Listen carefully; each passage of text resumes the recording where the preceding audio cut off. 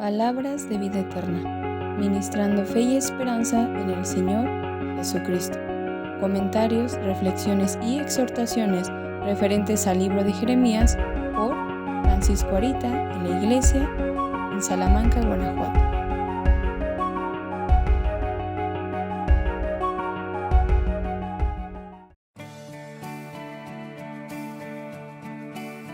¿Qué se puede rescatar de Jeconías? ¿De él como persona? Nada. De hecho, como en alguna ocasión lo mencioné, si estudiamos quiénes fueron los que están en la línea ascendente de Jesucristo, nos encontraremos con nombres de dudosa reputación. Jeconías mismo hizo lo malo en ojos de Jehová. Manasés derramó sangre inocente por 5 décadas y por sus acciones Dios no quiso perdonar a Judá. Acaz fue un idólatra rebelde que nunca quiso rendirse a Dios. Fares fue engendrado cuando Judá tuvo intimidad con Tamar su nuera. Dentro de esa línea, aun cuando ella se arrepintió y creyó a Dios, no podemos ignorar que se encuentra Rahab, quien en Jericó era una ramera conocida. En fin, la gloria es para Cristo y no para nosotros mismos. La esperanza que representaba Jeconías no era por él mismo entonces, y la esperanza que está en el mundo ciertamente es un tesoro que se halla en el nombre de Cristo, pero como dice el apóstol, es uno que se encuentra en vasos de barro para que la grandeza sea de Dios. Nosotros somos esos portavoces que traen a Cristo a este mundo. Somos como ese Jeconías que no tenía nada bueno más que el futuro Mesías en su línea. Oh, si comprendiéramos mejor la gran bendición que tenemos con Cristo, nunca nos pasaría por la cabeza quitarle el primado. Pensaríamos más como Juan el Bautista, el menguar nosotros para que él crezca. Esperanza de libertad en Jeconías.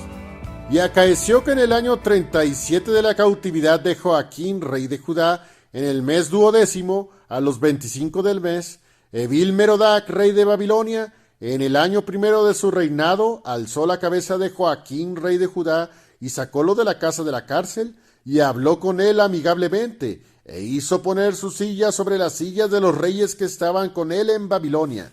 Jeremías capítulo 52, versículos 31 y 32. Hemos llegado al final de este fascinante libro. Es muy edificante la abundancia de palabra que encontramos con nuestro querido profeta. Este capítulo en parte nos regresa a lo que sucedió justo en la tercera invasión y en otra parte algo que sucedió después, ya entrados en el cautiverio en Babilonia. Otra vez narra lo sucedido en la peor devastación que el pueblo judío experimentó. Ahondé este suceso en 2 mensajes. Uno, hace algunos meses en el segundo libro de los Reyes. Lo titulé Cuando Dios no perdona. Fue impactante para mí cuando profundicé ese tema la primera vez. Lo volví a tocar con un mensaje más reciente, basado en el capítulo 39 de Jeremías. El mensaje lo llamé El terrible Sedequías. No sé si pueda otra vez tocar este tema. Es demasiado fuerte para describir, aunque sé que Dios lo toca en este libro 2 veces, en el segundo libro de los Reyes, como ya mencioné, y en el segundo libro de las Crónicas. Lo que puedo decir, además de lo desgarrador que es leer y entender cómo murieron los hijos de Sedequías y cómo él terminó sus días, es que hay un par de cosas que captaron mi atención desde hace un buen rato y quisiera tocarlas en este mensaje. Primero, leamos el siguiente pasaje, Jeremías 52, versículos 19 al 20. Y los caldeos quebraron las columnas de bronce que estaban en la casa de Jehová y las basas y el mar de bronce que estaba en la casa de Jehová, y llevaron todo el metal a Babilonia. Lleváronse también los calderos, y los badiles, y los salterios, y las vasías, y los casos, y todos los vasos de metal con que se servían, y las copas e incensarios, y tazones, y ollas, y candeleros, y escudillas, y tazas, lo que de oro, y lo que de plata, se llevó el capitán de la guardia. Las 2 columnas, un mar, y 12 bueyes de bronce que estaban debajo de las basas que habían hecho el rey Salomón en la casa de Jehová. No se podía pesar el metal de todos estos vasos. Hay un dicho muy conocido que seguramente has escuchado. Nadie sabe lo que tiene hasta que lo ve perdido. Vean todo lo que tenían y que hasta antes de esta tercera invasión Dios les había permitido tener todavía. Era tanta la bendición que gozaban, aun cuando fueron capaces de meter sodomitas dentro del templo. Fueron tan temerarios que en el oráculo, el lugar santísimo donde estaba el arca del pacto, aquella que desde tiempos de Moisés la habían logrado retener, metieron allí postes de acera. Y junto a los utensilios para el servicio de los sacrificios a Jehová estaba un altar sirio que fue copiado por el rey Acaz desde los tiempos de Isaías. Ese suceso resulta muy extraño, pues para ensalzar a Dios existían dos altares, uno para sacrificar animales y otro para quemar perfumes. ¿Lo ves? Con Él, con nuestro Dios, siempre tenemos más. No es necesario buscar algo que ya disfrutamos y de manera más abundante. Tanto tiempo les dio Dios para que dejaran su idolatría. Fue muy grande su paciencia, pero la rebeldía de su pueblo fue demasiado tenaz. Aún después de la devastación de Nabucodonosor, se fueron a Egipto, contra la voluntad de Dios cabe mencionar, y aún allí, a pesar de toda la calamidad que experimentaron, quisieron todavía servir a la Reina del Cielo y hasta se atrevieron a declarar que dichas calamidades vinieron porque dejaron de servir a su gran diosa de la fertilidad. Ojalá y entendamos las grandes bendiciones que tenemos en Él. Espero que nuestra comprensión sea suficiente para reconocer lo mucho que podemos perder si Dios no tiene el primado en nuestras vidas. Contemplen al que presumía ser pueblo de Dios y aprendamos todos de su calamidad. Tenían ellos oro y plata tan abundante que no se podía pesar, y nosotros una enseñanza de la misma boca de Dios en nuestras Biblias que no debemos ignorar.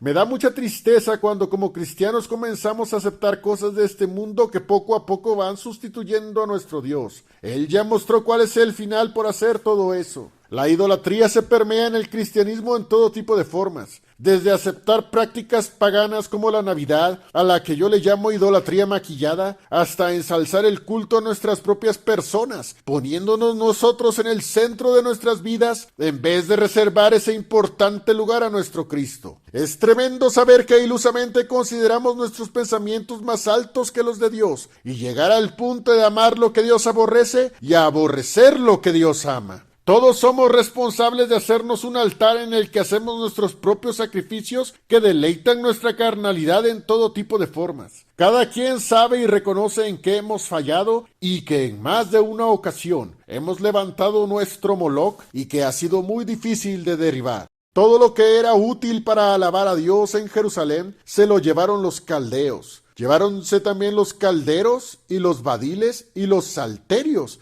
y las vacías y los casos y todos los vasos de metal con que se servían. Ni los salterios dejaron. ¿No querían ni siquiera cantar? Está bien, pues, no necesitan nada de esto. Aún con todo, el plan de Dios no quedaría aquí, y gracias a Dios por eso. Es como cuando estamos resbalándonos en nuestra vida cristiana. Siempre Dios levanta a un Jeremías que nos dice nuestras verdades, y el que es pobre y humilde de espíritu las acepta, recapacita y cambia. Aquí es donde viene el segundo aspecto que me llamó la atención, y es precisamente el pasaje que tomé de referencia. Jeremías 52, versículos 31 y 32. Y acaeció que en el año 37 de la cautividad de Joaquín, rey de Judá, en el mes 12º, a los 25 del mes, Evil-Merodach, rey de Babilonia, en el año primero de su reinado, alzó la cabeza de Joaquín, rey de Judá, y sacólo de la casa de la cárcel, y habló con él amigablemente, e hizo poner su silla sobre las sillas de los reyes que estaban con él en Babilonia. Parece un pasaje con datos históricos solamente. Habla del rey Joaquín, o como en otras partes de Jeremías le llama, Jeconías. Parece alguien de quien se nos aportan muy pocos datos, pero a lo largo del libro de Jeremías lo vemos aparecer de vez en cuando. Vean en este pasaje cómo el hijo de Nabucodonosor, Evil-Merodach, lo libera. ¿Quién es este hombre? Segundo libro de los Reyes nos dice algo, para nada nuevo, por cierto. Segundo libro de los Reyes, capítulo 24, versículos 8 y 9. De 18 años era Joaquín cuando comenzó a reinar, y reinó en Jerusalén 3 meses. El nombre de su madre fue Neusta, hija de Elnatán, de Jerusalén. E hizo lo malo en ojos de Jehová, conforme a todas las cosas que había hecho su padre.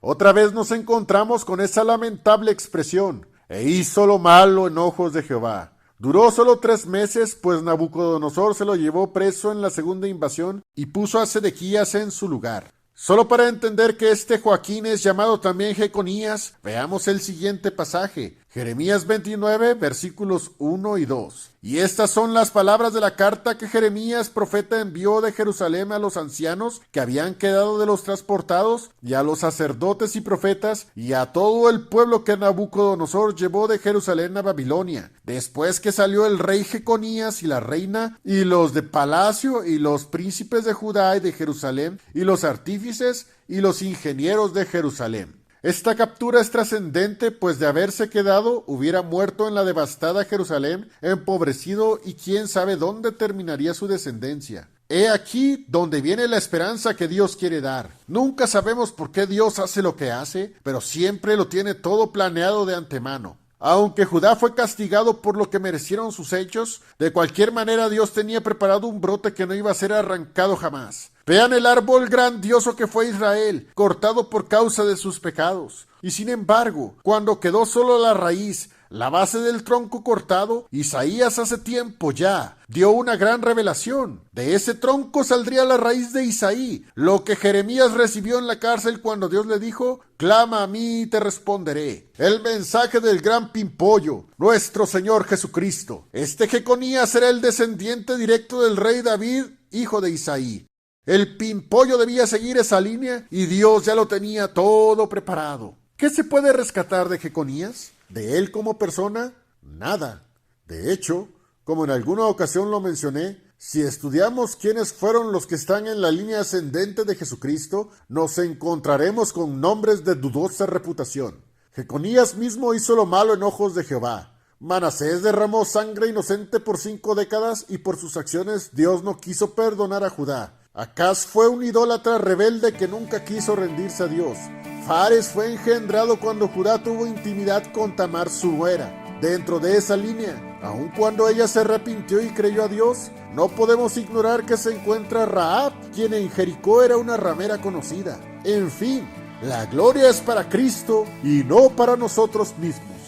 La esperanza que representaba Jeconías no era por él mismo entonces, y la esperanza que está en el mundo ciertamente es un tesoro que se halla en el nombre de Cristo, pero como dice el apóstol, es uno que se encuentra en vasos de barro para que la grandeza sea de Dios. Nosotros somos esos portavoces que traen a Cristo a este mundo. Somos como ese Jeconías que no tenía nada bueno más que el futuro Mesías en su línea. Oh, si comprendiéramos mejor la gran bendición que tenemos con Cristo.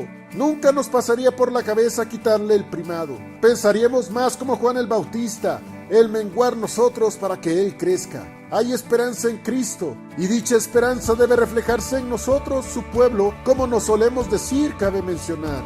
Ruego a Dios que todo esto nos llene de buenas reflexiones, bendición, y que esta palabra, tal como lo escribió Pablo a los romanos, nos reforme para la renovación de nuestro entendimiento. Fue un placer estudiar Jeremías con ustedes. Espero Dios les haya edificado como lo hizo conmigo. Que el Señor llene tu vida de grandes bendiciones. Amén.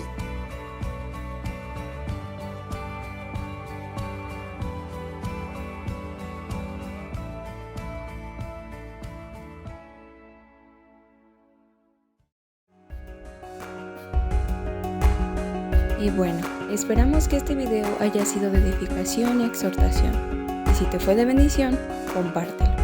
Palabras de vida eterna, ministrando fe y esperanza en el Señor Jesucristo.